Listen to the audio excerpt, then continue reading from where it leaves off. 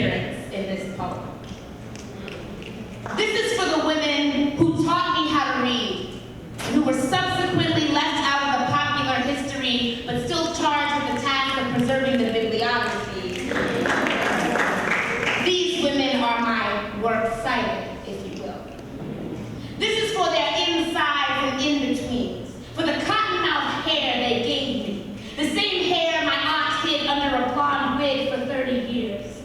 This is for the women who weren't always righteous, but who could smell the hell on you. For every Eve who opened the night of her womb just so a piece of day, light as I am, could find her way through.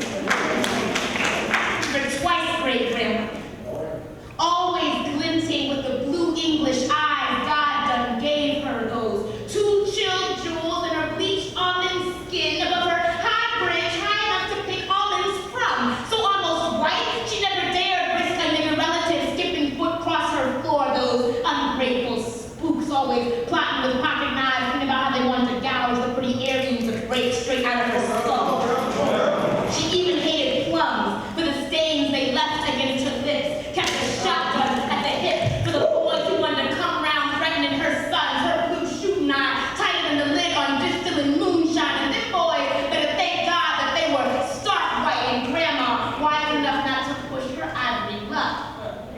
Once great-grandmother, perfectly hairless otherwise, who pinned a solid white waterfall by plaiting it long and lynch-like down her back. Her husband, who was